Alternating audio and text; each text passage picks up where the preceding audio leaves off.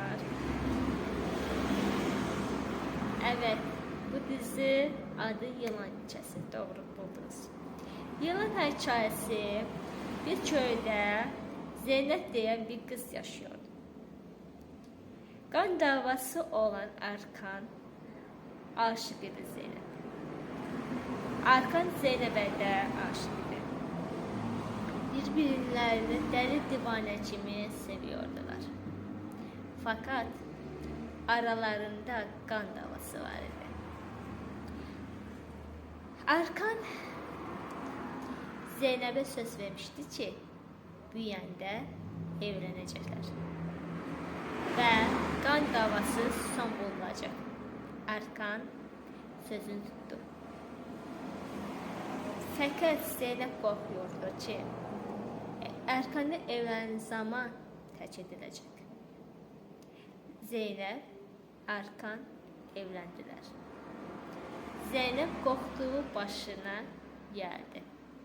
Düğünün ertesi gün Erkan bir mektup yazdı. Yatağı üstüne koydu, İstanbul'a gitti. Zeynep uyandı, Erkan'ı bulamadı. Bütün köyü dolaştı, bulamadı. Yine de eve geldi. Yatağın üstünde mektubu buldu. Zeynep dedesinin akrabasının yanına, yani Mehmet Ali yani Memoli yanına gitti. Memoli istemedi yanında kalsın. Fakat birkaç ay, birkaç yıl Memoli'nin yanında kaldı. Bu arada Zeynep ve Memoli birbirini seviyorlardı.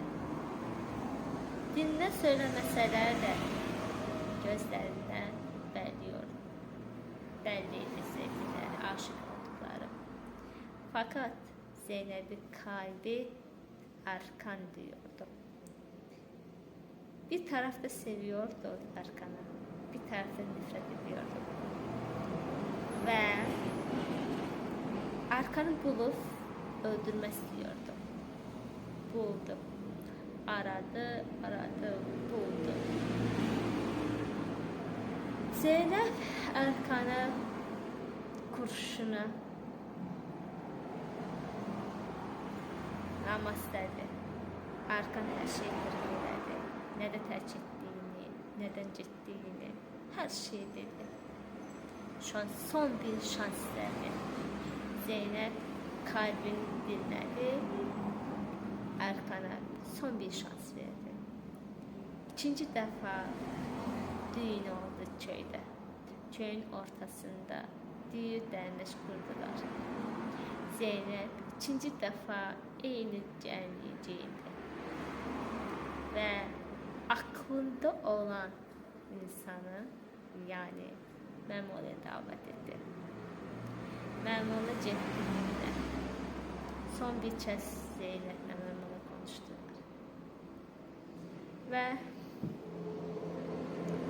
Zeynep bu defa o cənnədə cesedi bu oldu.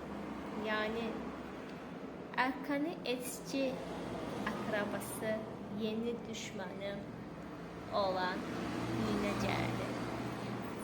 Erkan'ı öldürmek için kuşladı. Zeynep kurşun gören çibi Erkan'ı karşısına aldı ve kurşun Zeynep'e geldi. Zeynep aklında olan insanı, yani Memoli'nin kolları arasında öldü. Bu arada Memoli kralın peşindeydi. Memoli'nin oğlu katili olan kralın eski düşmanı olan hem de evin sahibi abla dediği kadının eski kocası olduğunu nereden bilirdi? Hayat.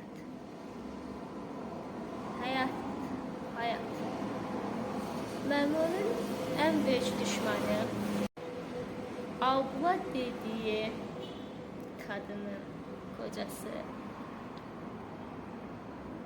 kral idi. Kralı bulup yakalayıp hapishaneye salıp oğlunun intikamını almadı. Buldu, kovaladı. Fakat kurşun krala geldi. Kral öldü. Ve kötüler mahvoldu ciddi. Mahvoldu. Bazıları öldü. Bazıları hapishanede oldu. Ama olan Zeynep'e ve Əməmoğlu oldu. Bu hikayede, bu dizide ne anladınız? Ben tek bir şey anladım. En büyük aşklar kavuşmayan aşklardır. Siz ne anladınız bu dizide? Videomun altında yorum yazın lütfen. Kendinize iyi bakın. Bay bay.